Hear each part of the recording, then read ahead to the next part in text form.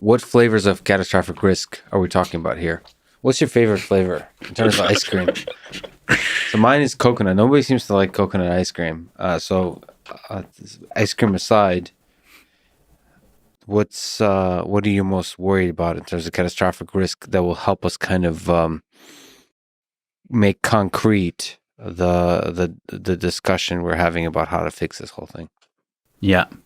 I think it's worth taking a historical perspective briefly to just kind of orient everyone to it. We don't have to go all the way back to the aliens who've seen all of civilization, but to just recognize that for all of human history, as far as we're aware, there were existential risks to civilizations, and they happened, right? Like there were civilizations that were killed in war, that tribes that were killed in tribal warfare, whatever. So people faced existential risk to the group that they identified with. It's just those were local phenomena, right? It wasn't a fully global phenomena. So an empire could fall and surrounding empires didn't fall. Maybe they came in and filled the space. The first time that we were able to think about catastrophic risk, not from like a solar flare or something that we couldn't control, but from something that humans would actually create at a global level, was World War II and the bomb. Because it was the first time that we had tech big enough that could actually mess up everything at a global level. It could mess up habitability. We just weren't powerful enough to do that before. It's not that we didn't behave in ways that would have done it. We just only behaved in those ways at the scale we could affect. And so it's important to get that there's the entire world before World War II, where we don't have the ability to make a non-habitable biosphere, non-habitable for us. And then there's World War II and the beginning of a completely new phase where global human-induced catastrophic risk is now a real thing. And that was such a big deal that it changed the entire world in a really fundamental way, which is, when you study history, it's amazing how big a percentage of history is studying war, right? And the history of wars. You study European history and whatever, and it's generals and wars and empire expansions. And so the major empires near each other never had really long periods of time where they weren't engaged in war or preparation for war or something like that. Humans don't have a good precedent in the post-tribal phase, the civilization phase of being able to solve conflicts without war for very long. World War II was the first time where we could have a war that no one could win. And so the superpowers couldn't fight again. They couldn't do a real kinetic war. They could do diplomatic wars and Cold War type stuff, and they could fight proxy wars through other countries that didn't have the big weapons. And so mutually assured destruction, and like coming out of World War II, we actually realized that nation states couldn't prevent world war. And so we needed a new type of supervening government in addition to nation states, which was the whole Bretton Woods world, the United Nations, the World Bank, the IMF, the globalization trade type agreements, mutually assured destruction. That was, how do we have some coordination beyond just nation states between them, since we have to stop war between at least the superpowers? And it was pretty successful, given that we've had like 75 years of no superpower on superpower war. We've had lots of proxy wars during that time. We've had, Cold War. And I would say we're in a new phase now where the Bretton Woods solution is basically over, or almost over. Can you describe the Bretton Woods solution? Yeah. So the Bretton Woods, the series of agreements for how the nations would be able to engage with each other in a solution other than war, was these IGOs, these intergovernmental organizations, and was the idea of globalization. Since we could have global effects, we needed to be able to think about things globally, where we had trade relationships with each other where it would not be profitable to war with each other. It'd be more profitable to actually be able to trade with each other. So our own self-interest was, going to drive our non-war interest. And so this started to look like, and obviously this couldn't have happened that much earlier either, because industrialization hadn't gotten far enough to be able to do massive global industrial supply chains and ship stuff around, quickly. But like we were mentioning earlier, almost all the electronics that we use today, just basic cheap stuff for us, is made on 6 continents, made in many countries. There's no single country in the world that could actually make many of the things that we have, and from the raw material extraction to the plastics and polymers and the, et cetera. And so the idea that we made a world that could do that kind of trade and create massive GDP growth. We could all work together to be able to mine natural resources and grow stuff. With the rapid GDP growth, there was the idea that everybody could keep having more without having to take each other's stuff. And so that was part of kind of the Bretton Woods post-World War II model. The other was that we would be so economically interdependent that blowing each other up would never make sense. That worked for a while. Now, it also brought us up into planetary boundaries faster. The unrenewable use of resource and turning those resources into pollution on the other side of the supply chain. So obviously that faster GDP growth meant the overfishing of the oceans and the cutting down of the trees and the climate change and the toxic mining tailings going into the water and the mountaintop removal mining and all those types of things. That's the overconsumption side of the risk that we're talking about. And so the answer of let's do positive GDP is the answer rapidly and exponentially obviously accelerated the planetary boundary side. And that started to be, that was thought about for a long time, but it started to be modeled with the Club of Rome and limits of growth. But it's just very obvious to say if you have a linear materials economy where you take stuff out of the earth faster, whether it's fish or trees or ore, and you take it out of the earth faster than it can replenish itself, and you turn it into trash after using it for a short period of time. You put the trash in the environment faster than it can process itself, and there's toxicity associated with both sides of this. You can't run an exponentially growing linear materials economy on a finite planet forever. That's not a hard thing to figure out. And it has to be exponential if there's an exponentiation in the monetary supply because of interest and then fractional reserve banking. And to then be able to keep up with the growing monetary supply, you have to have growth of goods and services. And so that's that kind of thing that has happened. But you also see that when you get these supply chains that are so interconnected across the world, you get increased fragility because a collapse or a problem in one area then affects the whole world in a much bigger area as opposed to the issues being local, right? So we got to see with COVID and an issue that started in one part of China affecting the whole world so much more rapidly than would have happened before Bretton Woods, right? Before international travel, supply chains, that whole kind of thing.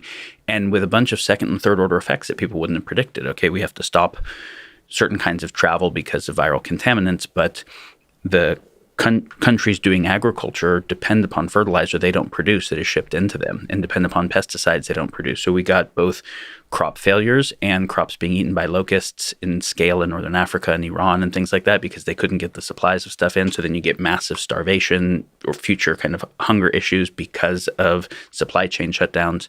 So you get this increased fragility and cascade dynamics where a small problem can end up leading to cascade effects. And also, we went from 2 superpowers with 1 catastrophe weapon to now that same catastrophe weapon there's more countries that have it, 8 or 9 countries that have it, and there's a lot more types of catastrophe weapons.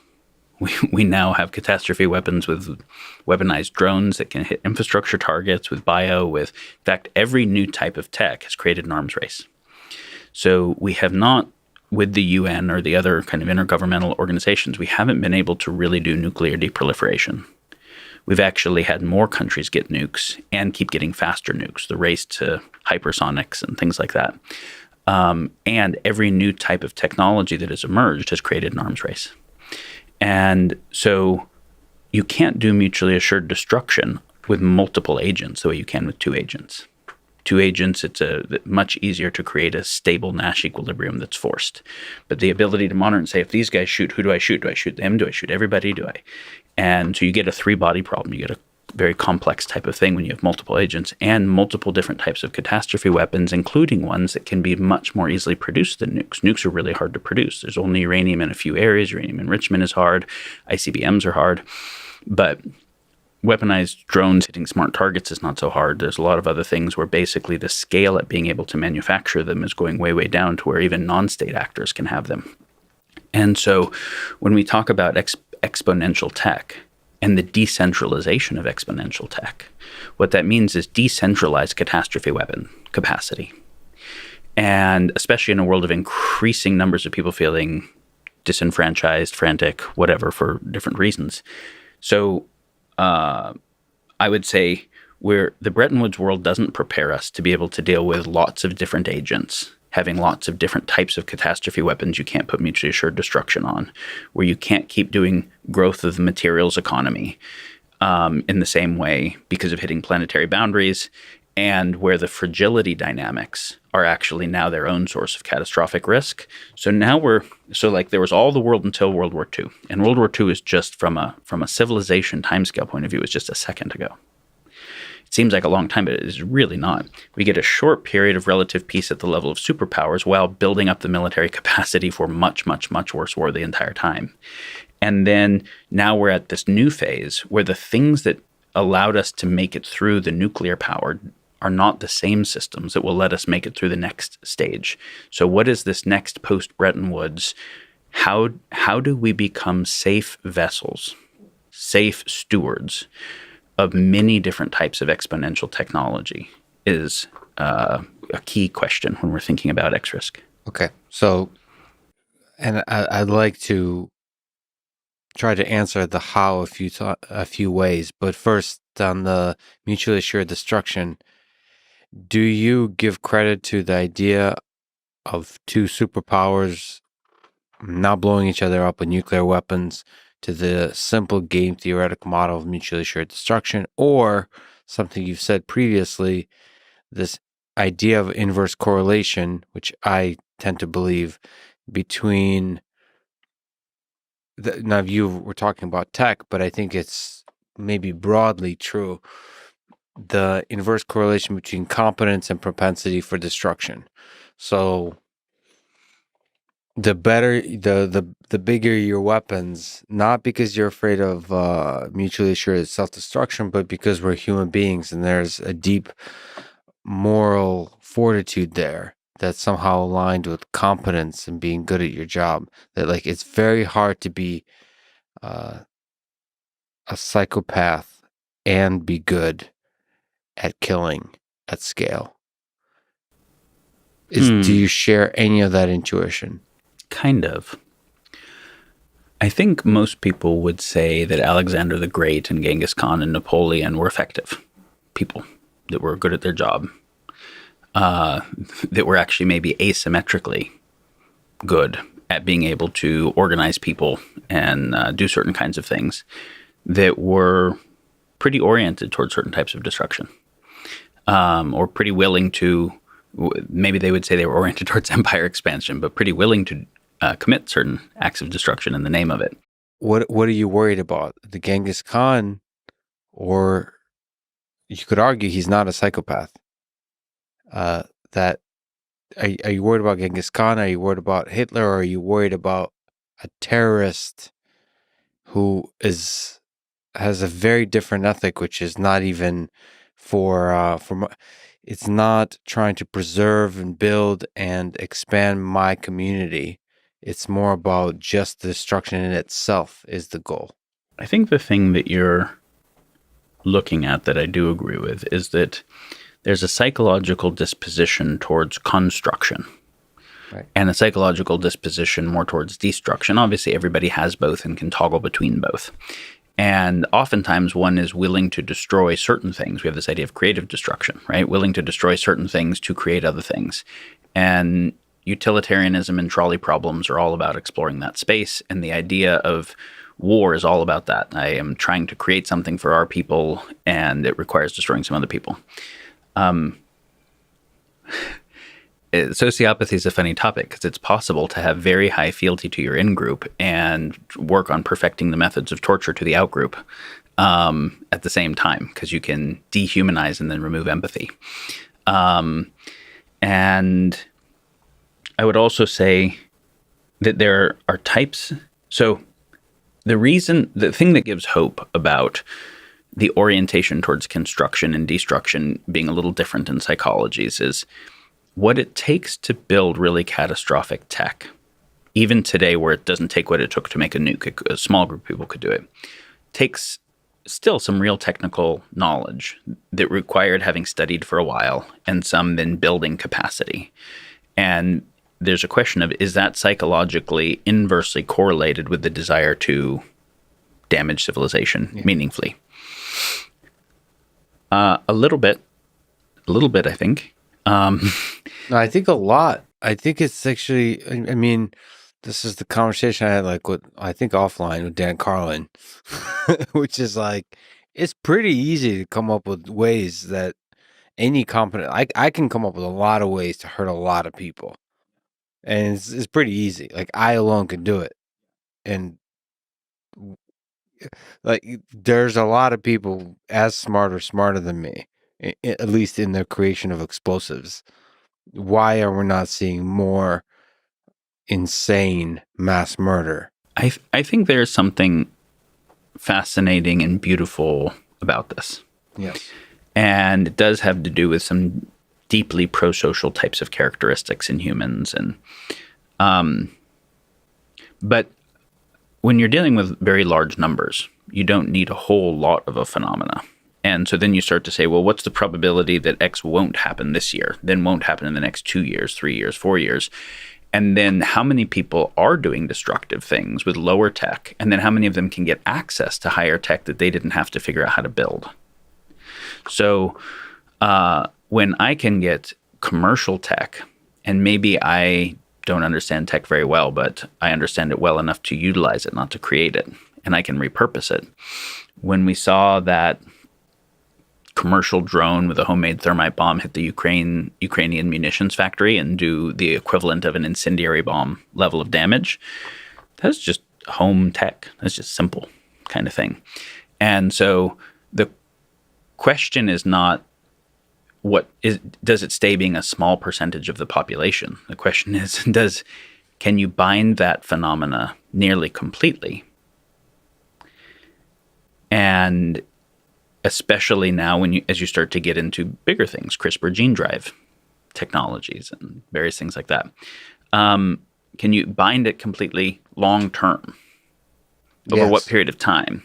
Not perfectly, though. That's the thing. I'm trying to say that there is some, let's call it, a random word, love, that's inherent and that's core to human nature, that's preventing destruction at scale.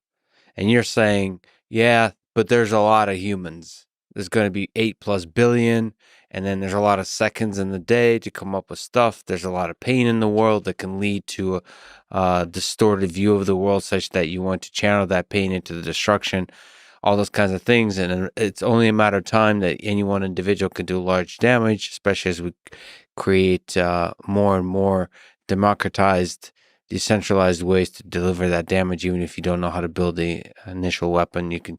But the thing is, it seems like it's a race between the cheapening of destructive weapons and the capacity of humans to express their love towards each other.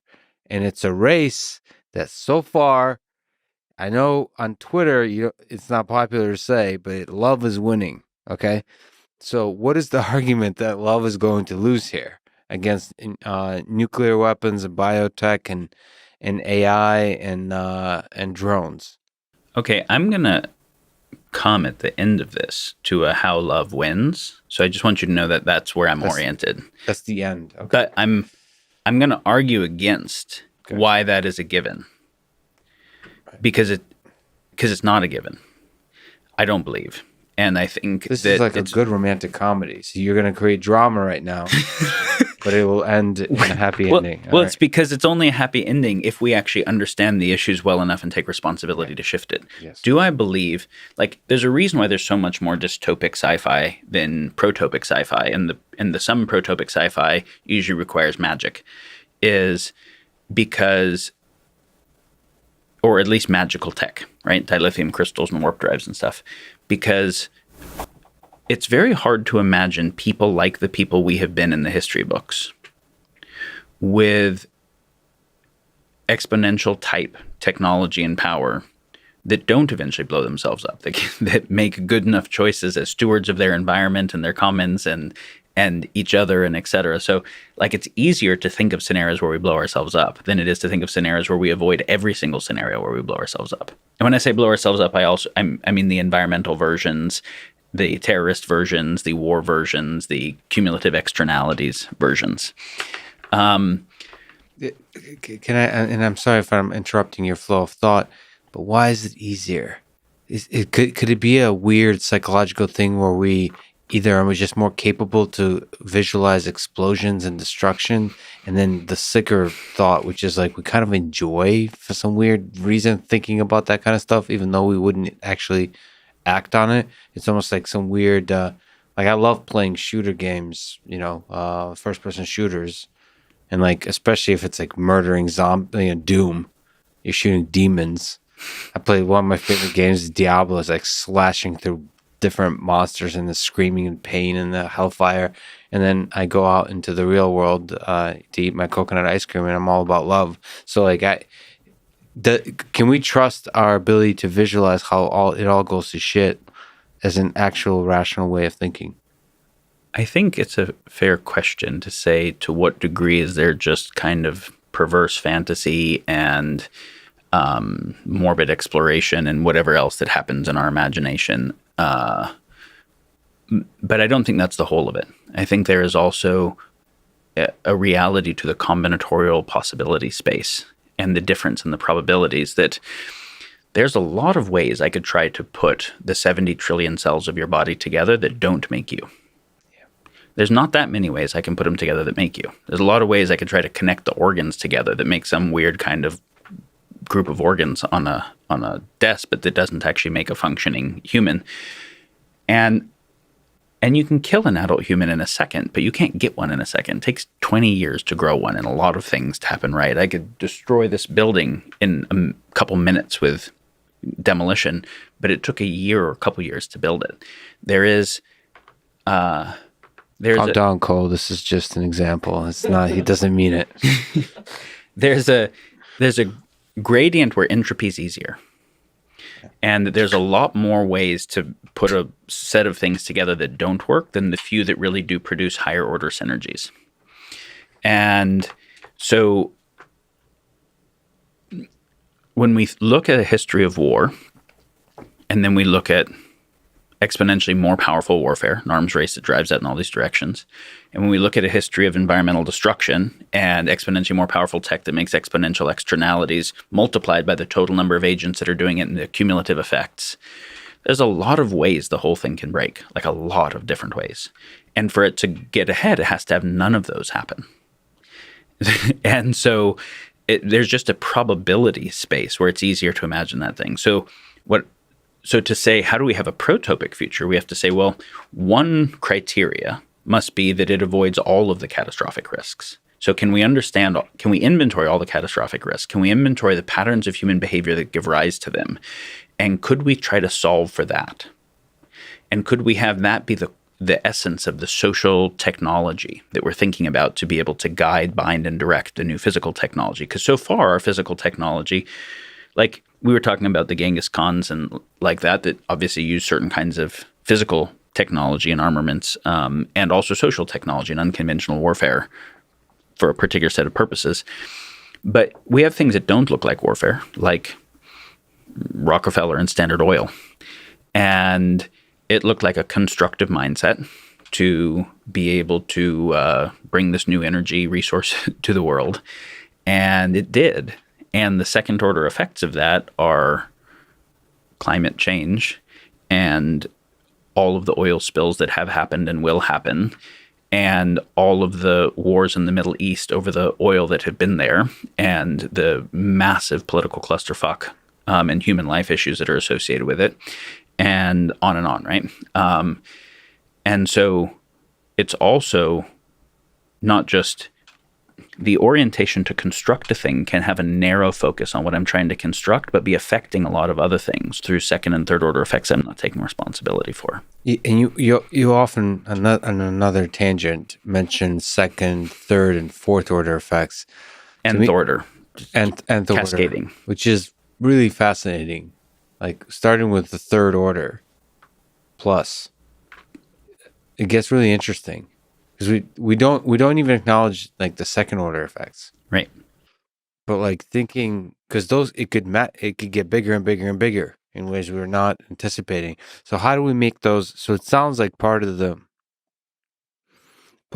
thing that you're thinking through in terms of a solution, how to create an anti-fragile, a resilient society, is to make explicit, acknowledge, understand the externalities, the second order, third order, fourth order, nth order effects. How do we start to think about those effects? Yeah, the war application is harm we're trying to cause or that we're aware we're causing, right? The externality is harm that at least supposedly we're not aware we're causing, or at minimum, it's not our intention, right? Maybe we're either totally unaware of it or we're aware of it, but it is a side effect of what our intention is. It's not the intention itself. There are catastrophic risks from both types. The direct application of increased technological power to a rivalrous intent, which is going to cause harm for some outgroup, for some in-group to win. But the outgroup is also working on growing the tech. And if they don't lose completely, they reverse engineer the tech, upregulate it, come back with more capacity. So there's the exponential tech arms race side of in-group, out-group rivalry using exponential tech. That is one set of risks. Mm-hmm. And the other set of risks is the application of exponentially more powerful tech, not intentionally to try and beat an outgroup, but to try to achieve some goal that we have, but to produce a second and third order effects that do have harm to the commons, to other people, to environment, to other groups, that might actually be bigger problems than the problem we were originally trying to solve with the thing we were building. When Facebook was building a dating app and then building a social app where people could tag pictures, they weren't trying to build a democracy-destroying app that would maximize time on site as part of its ad model through AI optimization of a news feed to the thing that made people spend most time on site, which is usually them being limbically hijacked more than something else, which ends up appealing to people's cognitive biases and group identities and creates no sense of shared reality. They weren't trying to do that, but it was a second-order effect. And it's a pretty fucking powerful second-order effect. And a pretty fast one, because the rate of tech is obviously able to get distributed to much larger scale, much faster, and with a bigger jump in terms of total vertical capacity. Then that's what it means to get to the verticalizing part of an exponential curve. So just like we can see that oil had these second-order environmental effects and also social and political effects, war and so much of the whole, like the total amount of oil used has a proportionality to total global GDP. And this is why we have this, the petrodollar and so the oil thing also had the externalities of a major aspect of what happened with military industrial complex and things like that. So, but we can see the same thing with more current technologies with Facebook and Google and other things. So I don't think we can run, and the more powerful the tech is, we build it for reason X, whatever reason X is. Mm-hmm. Maybe X is three things. Maybe it's one thing, right? We're doing the oil thing because we want to make cars because it's a better method of individual transportation. We're building the Facebook thing because we're going to connect people socially in the personal sphere. But it interacts with complex systems, with ecologies, economies, psychologies, cultures. And so it has effects on other than the thing we're intending. Some of those effects can end up being negative effects, but because this technology, if we make it to solve a problem, it has to overcome the problem. The problem's been around for a while. It's going to overcome in a short period of time. So it usually has greater scale, greater rate of magnitude in some way. That also means that the externalities that it creates might be bigger problems. And you can say, well, but then that's the new problem and humanity will innovate its way out of that. Well, I don't think that's paying attention to the fact that we can't keep up with exponential curves like that, nor do finite spaces allow exponential externalities forever. And this is why a lot of the smartest people thinking about this are thinking, well, no, I think we're totally screwed unless we can make a benevolent AI singleton that rules all of us. guys like Bostrom and others thinking in those directions, because they're like, how do humans try to do multipolarity and make it work? And I have a different answer of what I think it looks like that does have more to do with love, but some applied social tech aligned with this love. is good because I have a bunch of really dumb ideas. I'd prefer to hear. I'd like to hear some of them first. I think the idea I would have is to be a bit more rigorous in trying to measure the amount of love you add or subtract from the world.